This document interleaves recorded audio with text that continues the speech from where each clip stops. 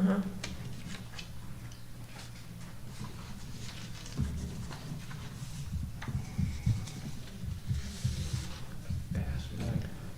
I think that's the order of things. He says it goes by the planning person. And the planning commission is granted. It didn't have to come to us. No, it would be this is a request for zoning change. And all those come to council. Yeah, they all come to council. All zoning changes come to council. Yeah, that'd be a request for zoning. And it didn't say that. But Well, all things like that always come. all zoning changes. Nobody said that. The variance will be granted Variance will be granted. Has in the. by the council. But in the book, it already says that a change has to come in front of council. Yeah, I Yes. mean, nobody's But zoning. what we say right here, it just says, It's just implied because the book's in place, that if it's a change, then it has to come to plant, to. just to clarify. Yeah, nobody's has this zoning. So before they have it, they have to apply for it.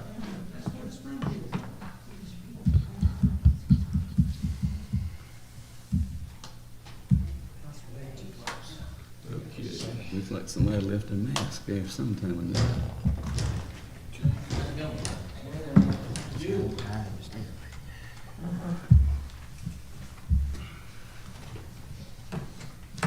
All right, we have 7 o'clock and the Town Central Special Call Meeting, May 17th, 2021, 7 p.m. call to order. Like to make everybody aware that we are live and recorded, so ask everybody to please step in the, speak in the microphone. And if anybody wants to zone into the meeting, go to our central website and click the YouTube link and they'll take you straight to the meeting. With that, we'll call a meeting to order. As a rule, as a part of rules of order, we're going to discuss amendments to Ordinance 510, 2021 Natural Space District. It's the same ordinance, the same amendment that we voted down last week. So the people that voted in the minority will be excluded from discussion and until such point that the amendment is moved and seconded. So that'd be me and Paige were excluded from discussion on this. So with that, Lynn, you requested this meeting, so I'll just turn it over to you. Okay, thank you. Mm-hmm. You sort of put me at a handicap by saying Paige can't say anything since she's on the planning commission, so I hate it, Justin. But if you wouldn't mind coming to the podium.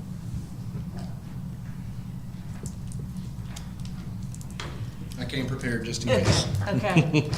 Justin came to my house last Tuesday, and he spent a good bit of time talking with me and said a lot of things that I did not realize, and he was very informative. And could you explain to everyone sort of the way you explained it to me? And I think it'd be great if you could do that. Yeah, absolutely. Thanks for the opportunity to bring this up again. So, long story short, I'll be entirely transparent with the council here, is that never in my wildest dreams did I personally expect the natural space ordinance to pass first and second reading with the 50-foot external lot line as well as the 60 feet, I think it is, for the riparian buffer zone. Those two values, I think, were slightly inflated in expectation that there would be some resistance and we might find a happy medium in first and second reading. The concern that I shared with Lynn last Tuesday was that with those values being as high as they are, it could potentially take any project and make a significant portion of land unusable in the eyes of a developer.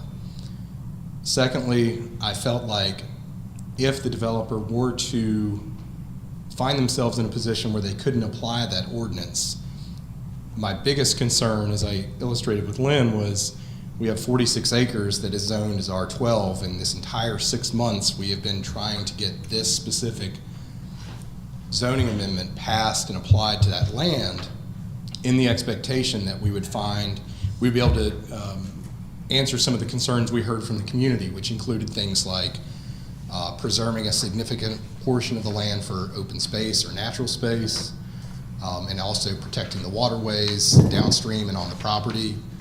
And my concern that as I shared with Lynn then was that it is, it's a little restrictive in its current state. Thank you very much, sir. And my concern was that if I were to speak specifically to a project at Lawton Road, I don't know that that is, at its current values, is very enticing to a developer. So I think that the amendment that was suggested by Paige gives us a reasonable pathway to protect the vast majority of this, but make some exceptions with a site plan so that the Planning Commission and Council can hear those. It doesn't go straight to Board of Zoning Appeals, which has final authority. This is a creative solution to a problem that we don't know yet we will have, but I strongly suspect that we would. I don't want to see 46 acres clear cut with 180 houses on it. Let me ask something to make sure I try to get this worded right. If the builder requests a variance, it first goes to the zoning board of appeals or to the planning commission? In the current state without this amendment, if the developer or property owner wanted a variance to this amendment, it would go to the Board of Zoning Appeals, which has, correct me if I'm wrong, Paige, ultimate authority. The town has no opportunity to exert any influence on that group. Their decision is final. If the developer disagrees with the ruling from the Board of Zoning Appeals, the next step for them is circuit court, and all of a sudden we're drug into a lawsuit. So the way it's worded, it would go to the planning commission and then to council. The amendment, I don't have the specific language in front of me, but the amendment, as I understand it, is, and I know Paige can't speak right now, but it would first go to Planning Commission. It would be accompanied by a site plan. Planning Commission would have an opportunity to review that, and the ultimate decision would happen at council first and second reading when they have the rezoning request, or when the rezoning request is heard. Yes, sir. Oh. It says that under variation from standards, says it must meet the agreement of the zoning official and then the majority of the planning commission. And then everything from the planning commission comes to council. Yes, sir. So it would actually be a 3-step process to get it to something, okay. Yes, sir. So the zoning official would be Kurt or our part-time guy that we've hired? I would defer to probably Mr. Mishu, but I would assume it'd be the zoning administrator for the town. It'd be Kurt. Okay, okay. And I think in this, I really like this. I think this is an out-of-the-box solution that gives us a little bit of flexibility and opportunities for public input to what could be a complex situation. I don't know if you've actually been in touch with Jeff Skieris or anybody from Great Southern Homes, but I was curious. We just got handed this sheet of paper with the lot on the paper. Did he express more than just one concern, or do you know? No, ma'am, I have not engaged with any representatives from the development company since probably January at our last public hearing, so I'm not aware of any specific concerns. I can just tell you that if you take, and Paige has expressed concern throughout us passing this amendment, saying that a 50-foot external buffer doesn't exist anywhere in our zoning ordinance, and she had some concerns. I believe the mayor expressed concern about it as well, that it was so high that it's possible that developers may not want to use this zoning ordinance. Again, we kind of shot high, assuming that it would probably come out in the wash to be a little bit lower. Sometimes you get what you want. Maybe sometimes you don't necessarily want that.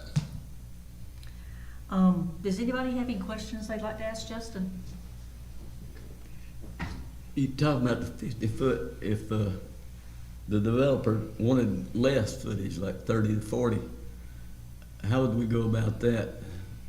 Would that be set and we couldn't change it without going back through this process, or what?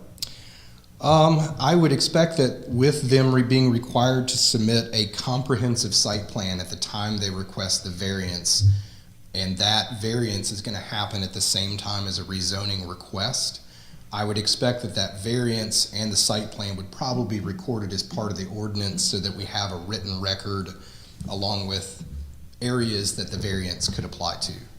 That would certainly be my recommendation. So at Planning Commission, when we hear it, we would want those details recorded.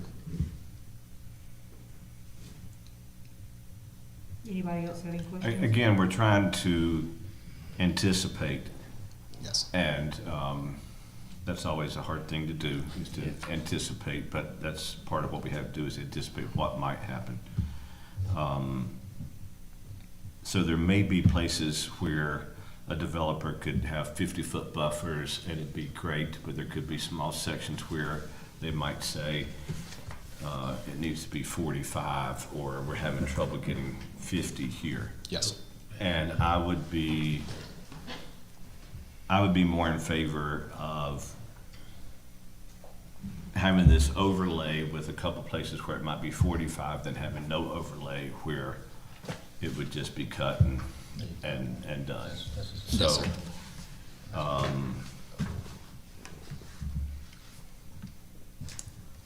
Anyway, I was,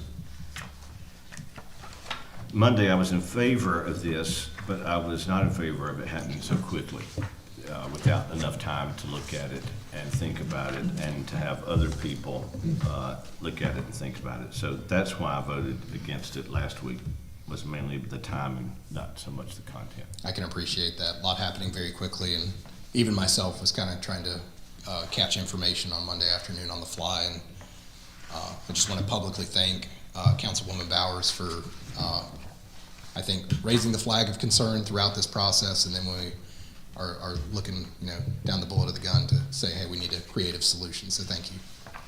I do want to say to Ms. Bowers, thank you for everything that you've done, and I just cannot appreciate you, the work and everything that you've done, and you and Justin in making this happen. And I understand what you're talking about with the variance and everything, and I do feel a whole lot better about it, but I did want to say thank you for everything that you and Justin have done. Thank you. I'll be around to answer any other questions. Do we have any more comments? Okay. Okay. All right, item 2 on the agenda. First reading of ordinance 5-17-2021 Natural Space District Amendments.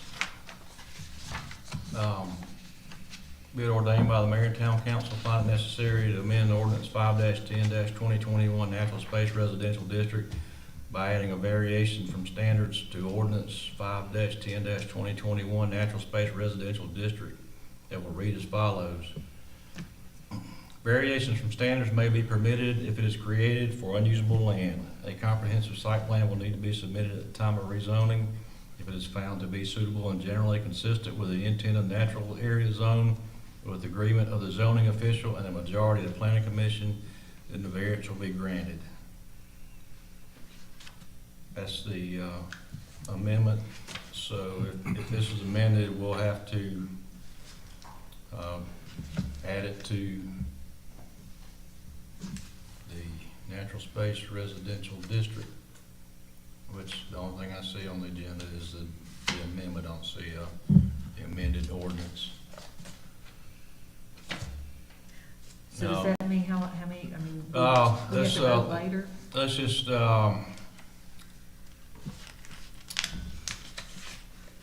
ordinance is already passed, we have to just change the reading, we have to change read. the wording for 2 readings. Yeah, we have to amend the ordinance. It takes 2 readings.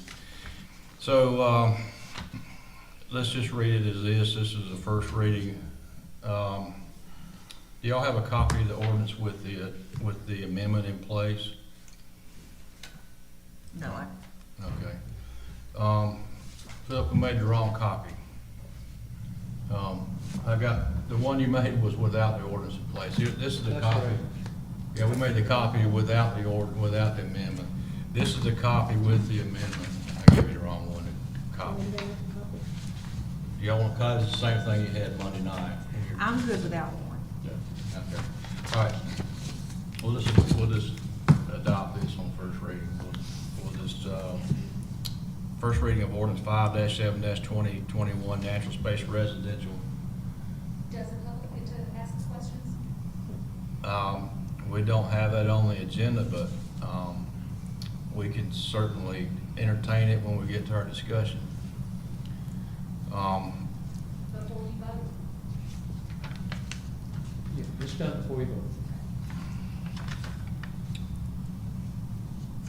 vote. Motion will be in order. I move that we adopt ordinance 6/17/2021, natural space residential district amendment on first reading. All right, and we're going to also include, if you'd like to amend your motion, amend the natural space residential district with this, with the said amendment. Okay. Also, I would like to amend the natural space district as it was originally written with this one section in that provides an amendment. Okay, we have a motion to adopt the amend the natural space district ordinance with the ordinance 5/17/21, natural space district amendment. That's the motion. Do we have a second? Any discussion? All right, we have, a request for, public comment. Anybody want to make a motion? I'd like to make a motion that we go into public comment. All right, we have a motion to accept public comments. We have a second. Second. Any discussion? All in favor, raise your right hand. Okay, public comments will be accepted at this time. We'll use our regular meeting rules, up to 5 minutes per person with 30 minutes total. Anybody wants to address the public, please address council. Mike, who seconded the amendment? Who seconded the amendment? Uh-huh. Oh, She had, no one I've seconded. never heard anybody. Okay, do we have a second? Second. Okay, we have a second. All right. Sorry. Thanks, that's why we're here. Okay. All right, go ahead. Thank you for everybody doing all the work, and thank you, Justin and Paige, for the Planning Commission and all the time that you've spent. I thank all of you for being here. I know it's not your regular time, but I do have some questions. I guess I'm just a little bit concerned that we're bypassing altogether the whatever their title is, the Board of Zoning Appeals or whatever that title is, and we're going straight to one person, which is Kurt, and then going to Planning Commission and then the Town Council. So I felt pretty good last week when it was going to go to the zoning, the Board of Zoning Appeal or whatever. But I think I would feel a little bit better if it went first to them, multiple people, and then the Planning Commission and then the council. So that's just kind of a statement. And then if we adopt this or approve it, I guess I just have a question. If the builder comes to y'all or comes to the Planning Commission, however that process is adopted, what would be the lowest buffer footage that you would allow or that you would give him? So that's one question. And then another question, or not a question, is a statement. And as Justin stated about the 50-foot buffer, the multiple meetings that we have had, the citizens have repeatedly asked for at least a 50-foot buffer. And that is one of the reasons I went to all the planning commission meetings, and they discussed that at length. And one of the things that was said, they put that in that draft because we had repeatedly asked for that. That was a big thing that we asked for. So, you know, that 50-foot buffer is very important to the people that are adjoining with this lot and road property. So, you know, I certainly don't want to see it go less than 50 feet personally. But, and then the last question I have, I guess, is if this builder comes to us repeatedly asking for these types of variances, at what point would you, the council, say no to him? You know, I just feel like if we give him an inch, then we're opening ourselves wide open again. And, you know, what's going to keep him from coming back again all the way around the land? Can I say something? You and I talked about this, and you and I are on the same page about that. One of the reasons I became okay with this variance after much struggle and prayer, I wish that you could see. Can I have her come up here and look at this? Yeah, he's got a copy of that. Could you look at what Mr. Mish gave you? Mm-hmm. The area that is in concern is here, where the pond is, the spring head, and then the pasture that's right here, and you can see the 50-foot buffer. And if with the 50-foot buffer and the riparian buffer, it leaves him a very, very, very small area. I don't even know if he could get a road there. Mm-hmm. I am okay, you know, giving him some leeway there. I don't see any other area that I want to give him a leeway with. I can understand this. If I was a builder, I can understand it. But any other area, I don't see myself wanting to give anybody a variance. Yeah, I mean, I'm in a complete agreement with you. I mean, I do see that very tiny area, you know, but that's going to affect, I just want you to be aware that I have spoken with a lot of the neighbors, and the man that has the house right behind this area, he has told me multiple times that, you know, that he's going to sell his house and he's going to move away from Central.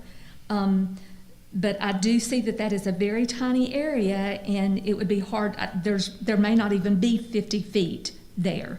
But my question is if you approve this variance, then at what point are you going to say no to the builder all the way around?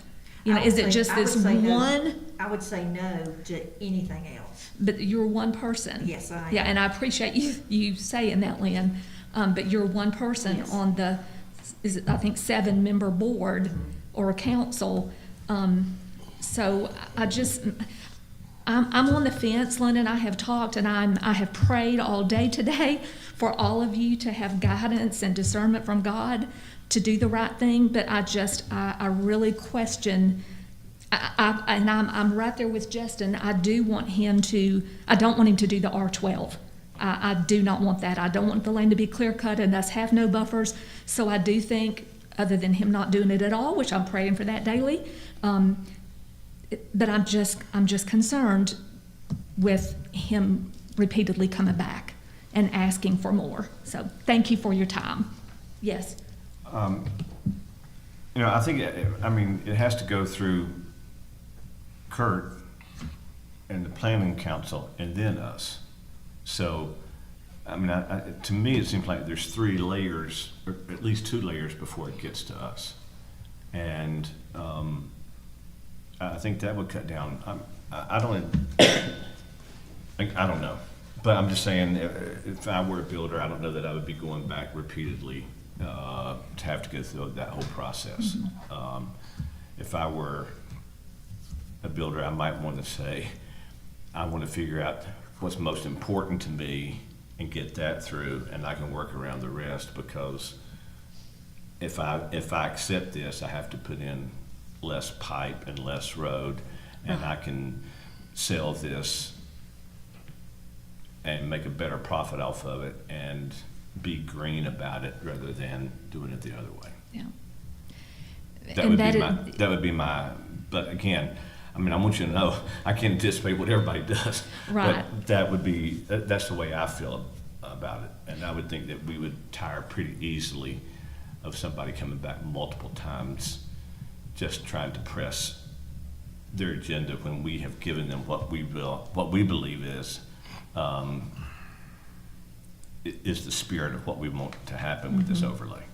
So with you saying that, Mr. Deal, and my question was at what point, you know, if he kept coming back, but what if he presents a site plan with multiple variances, multiple decreased buffer zones? You know, what if he asks one time, but there are multiple Right, then I areas? think, I don't know what we do with multiple, but if we can say no, no, no, no, no, yes, and do it that way. I don't think we Okay. have to grant every one that is asked. Okay. All right. Wouldn't that be whittled down in the planning commission though? That's what I'm saying. I think there's a You've got couple so of many levels layers. that are gonna help do There's so it many before it layers gets before it to. gets to you guys. I think Probably. it's gonna get whittled down. And when it gets to you, it's gonna be a final plan. Final plan, yeah. And if it goes to the Board of Zoning Appeals, they're the final authority. They have authority over council. But in what I saw, the wording, when I printed it off, and I didn't bring it with me, I wish I forgot it. And what we're stating now is it's not gonna go to them, it's gonna go to Kurt. Yeah, well, that'd And be then a it's gonna good go to the thing. planning commission. If it goes to the Board of Zoning Appeals, it's done. Whatever they decide is over. Yeah, it doesn't go to anybody. It doesn't go can't go to anywhere, them and then the council. Once the zoning board of appeals rules, the only other option they got is to go to court. And you're talking about 3 to 5 volunteers that are on the zoning. And think they've it's had- 3. They meet 3 times in 5 years. It's a scary board, to be honest with you. Yeah, It's mandated by the state, but it's a scary board because they are the law. But can I ask who's on the board? I know maybe one person. I can tell you who used to be on it. Doug Barry, Carl Ost, and Michael Bill. Spearman? Bill, Bill's gone. Bill's gone. Michael Spearman. Michael Spearman. I know those, I think That's it. those 3 are still on. That's it. And Marshall knows Michael Spearman. Yeah, and when you voted last week, and Susan told me the people that were on it, you know, I thought, okay, I feel like they would do the right thing. But I guess I'm just concerned that they're not even gonna have a part in this now. It's gonna be Kurt, then the planning commission. So we're taking them out of this, but the way that I read it. So, Well, that's correct. That won't go to them. They're one decision, one board over. No council, no planning commission, no, you know. Okay. So we as the council would have no say whatsoever on it. okay. No, it would go, So it's almost like a, any question from them goes to court. Yeah. The next step is go to And I court. do agree that the process would be better the way that Justin has, you know, proposed it. But I don't want to see that 50-foot buffer in a lot of the areas decrease. That's my main concern. So thank you very much for your time. Thank you. thank you. Okay. Yes, sir.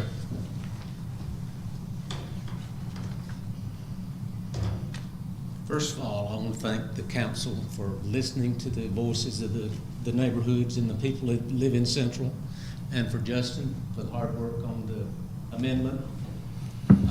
I think you know well enough that my main concern is the stormwater runoff in the creek. The 60-foot, is it 60 foot, Justin?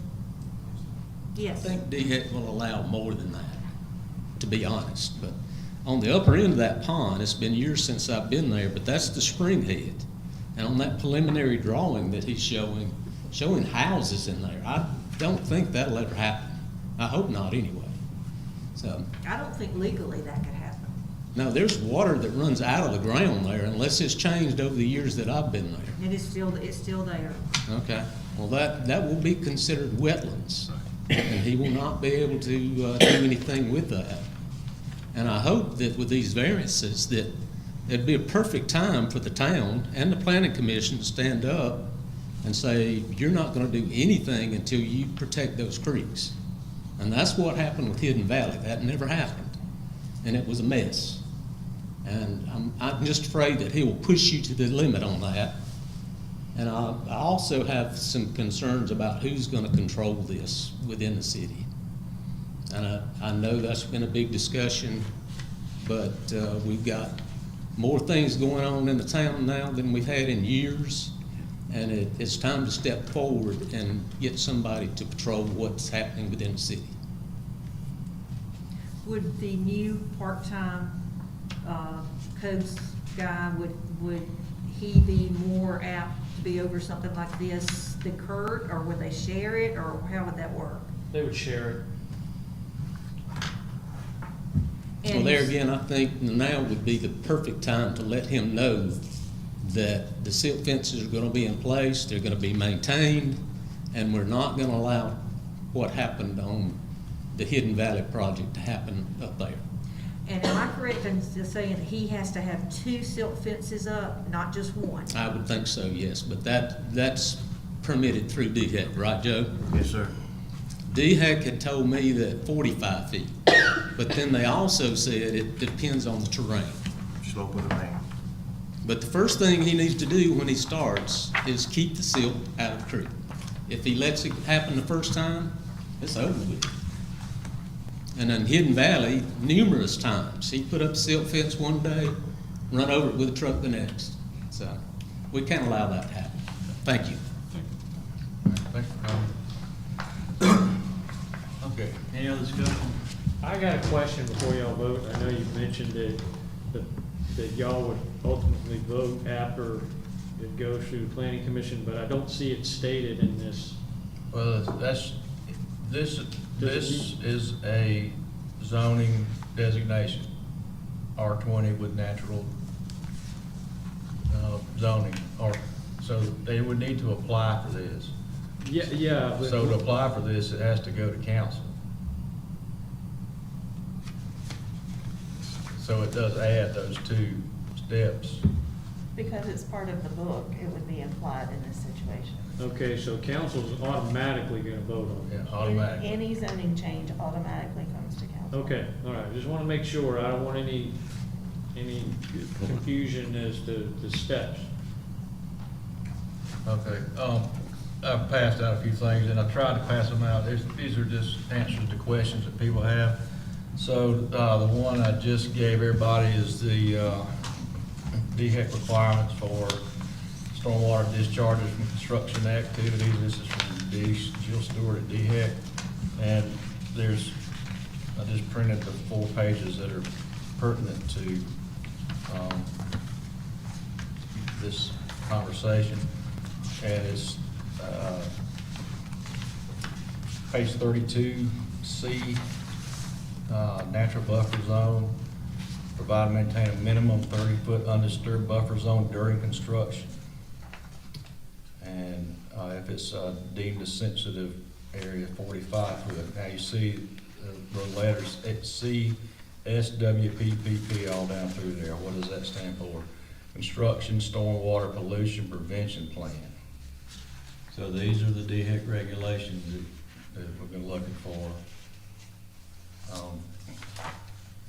Actually, I didn't find them, but I got them today in my email. So y'all can hang on to that. I didn't make a copy of this, but this is SCDNR guidelines for private recreational ponds, and we can make copies if you want it. They're not ordinances or regulations or guidelines and goals. And the goal of DNR is to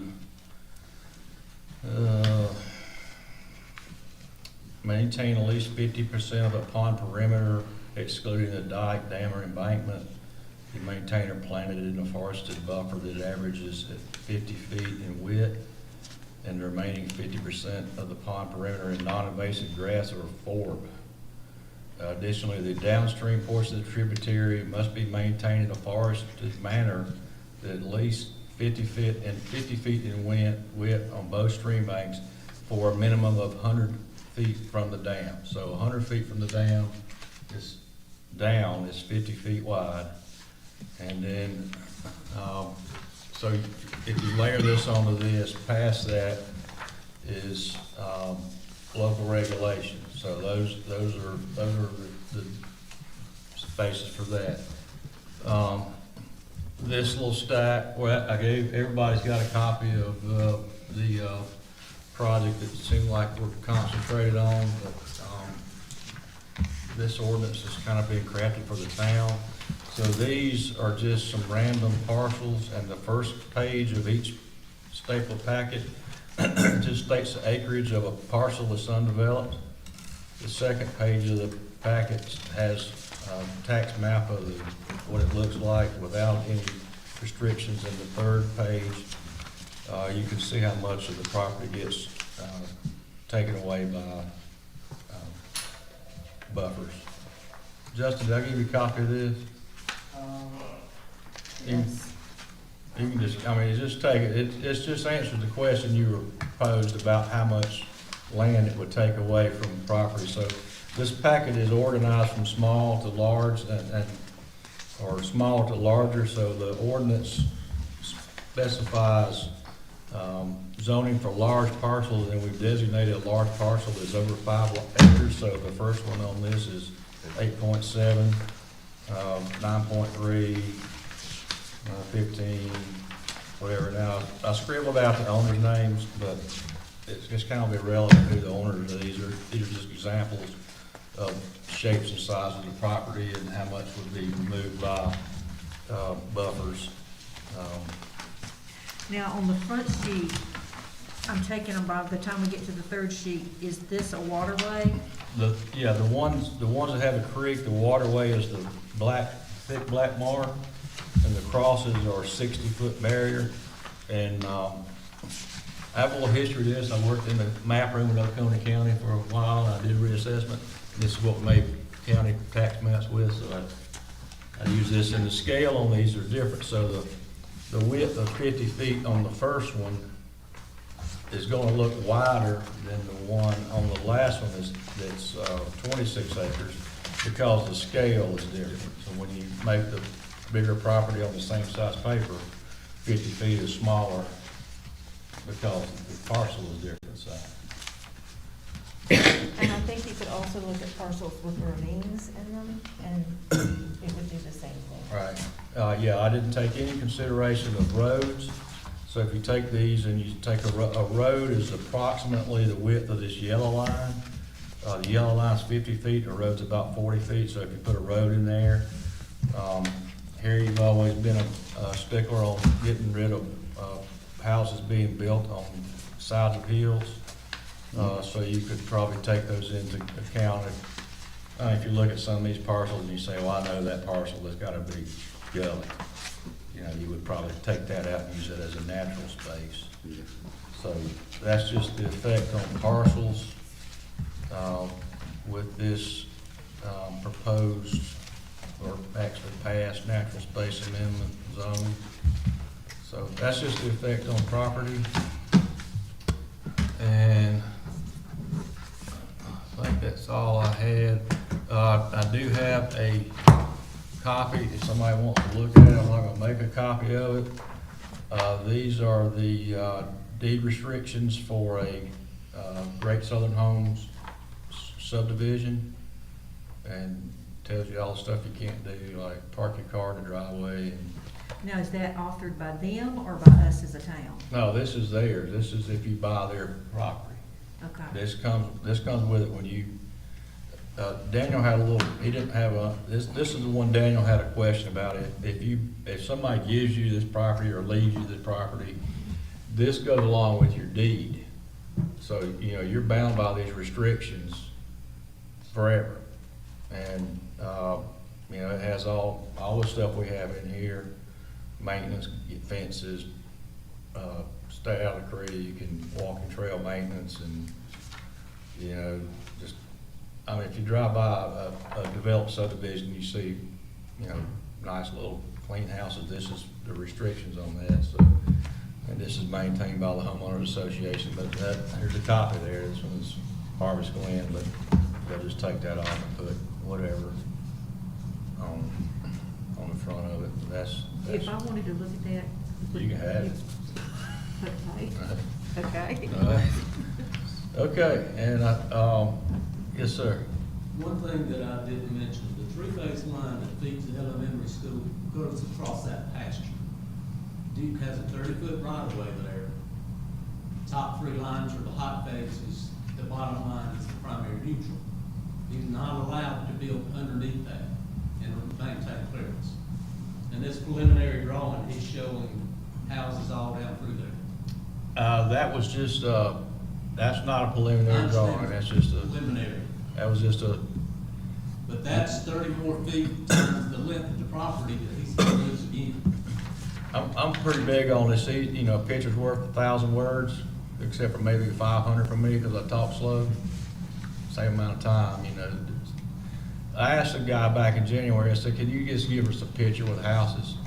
And I wish I'd never done that, because that just created too much confusion. I just should have let, you know, give us an outline like this. This don't have houses, there's no plans, nothing submitted. That just created mass confusion. So anything with pictures of lots is not real, it's just an imaginary drawing. Nothing's been submitted yet. Could I say one more thing? Yes, ma'am. We were talking about the buffers, in this information that you gave us, on section A, the natural buffer 30 foot, it says minimum of 30 foot, and then B says minimum of 45 foot. So and that minimum was also put into the natural space zone. It says minimum. Okay. All right. Minimum, so it could be more than 30, but it has to be Yeah. a minimum of that. Okay, I'm good with that. It's, like I say, you have to read it and determine what it means on your own. I'm not the lawyer on this thing, especially DHEC, because you know, there's a lot of different layers of their stuff, but just finding that document took an act of Congress. How did you find it? Who did you finally call? I just made about 6 phone calls and waited on everybody to return my call, and somebody returned it and sent me that, link. I'm pretty good at you know, searching the state codes and calling people, but I couldn't find it. There's nothing in the state law. Yeah. They had it as a bill, but it didn't get passed, so you fall back on DHEC's requirements, which is 30 foot, maybe up to 45, depending on if it's some kind of sensitive if it was a stream, is what sensitive they told area or me on the something. phone. So, but I've got a link to the whole document if you want to print it yourself. This is, 116 pages. yeah, this one's 106. I just went through and printed the pages that were pertinent to construction, stormwater, pollution prevention plan. That's 4 pages. Well, let me ask you this, with you handing this out, I want to know what your thoughts are on the fact that we have a minimum 60-foot riparian buffer. What are you thinking? After giving this to us, what are you thinking? I'm thinking that we could get bogged down in numbers, or we could have something that somebody could just lay some eyeballs on, which is this amendment, and, you know, use your real brain and decide if it makes sense or not. Because if we sit here and try to create this size document or these size documents, you know, we'll get bogged down with a book of ordinances that can't be deciphered or used.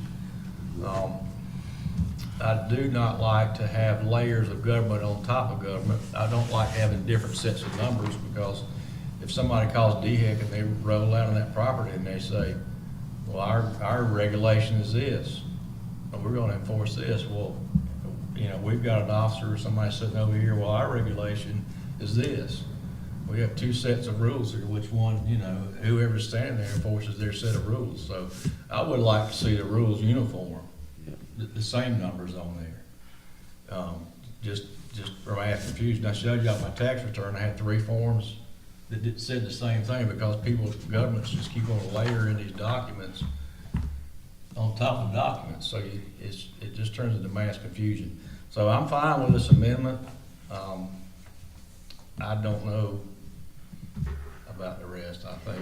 Well, would VHEC not be notified if our numbers were different from their numbers? And if this was in our ordinance, would they not be notified? They didn't notify us of this. Well, then we need to make sure that they get notified. I But think- it doesn't do any good to notify them, they're not gonna enforce it. That's They're right. gonna enforce their regs, which is 30 or 45. It's on us to enforce this. It's on us to enforce the 60. Okay. But we can't go below what they say.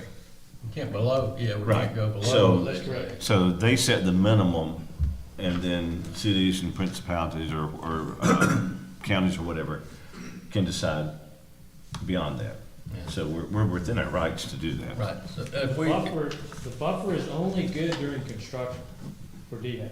yeah, After construction is over, they walk away. Yeah. And then whatever happens to the buffer, happens to the buffer, because the buffer is there for DHEC only for construction. Which would mean that after construction and after everything is put into, finished and everything, then we need to have a code officer go over and regularly check these areas. Is that right or wrong? That's correct, because you have, in this zone, you have a 60-foot buffer that goes beyond construction.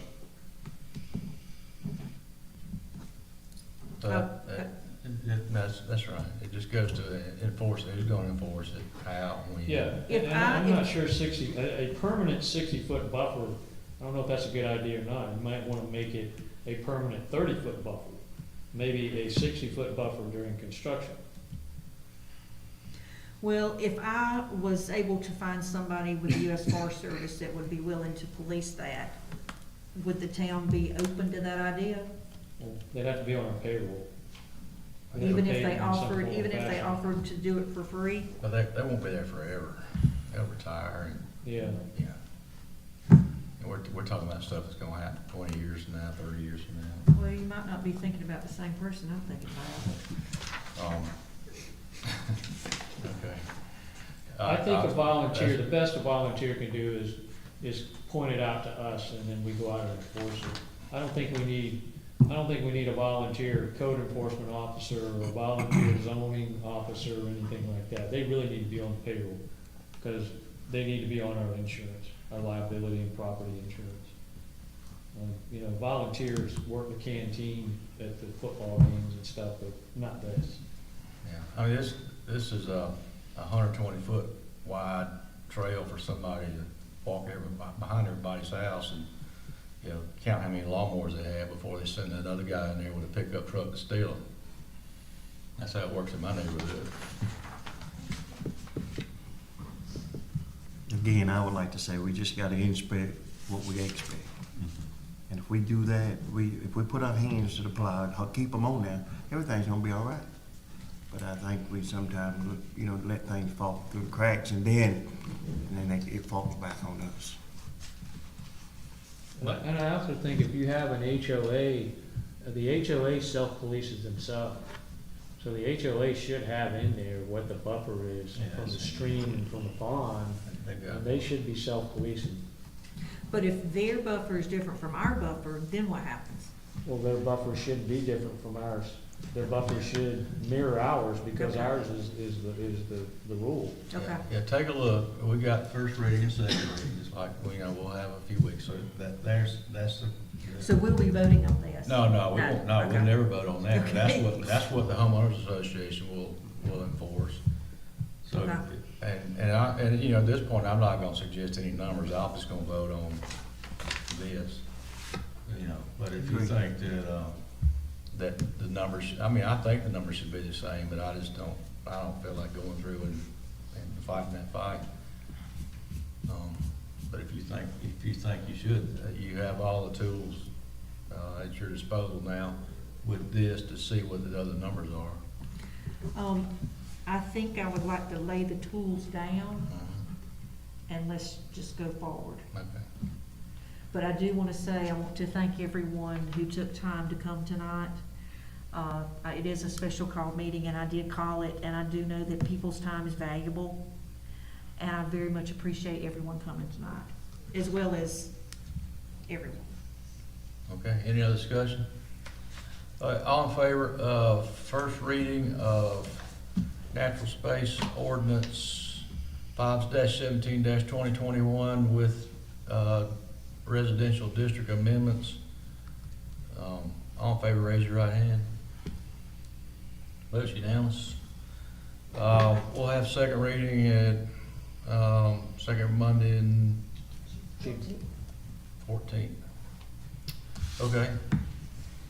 So we'll have second reading at our next regular council meeting, and without objection, meeting's adjourned. If anybody wants a copy of the original ordinance, that's what it is. I've got one of that at home. This is, just take this and study it over. I just, let's just look at these, just so you know, just, But it doesn't have where that is, right? you know, it's not in.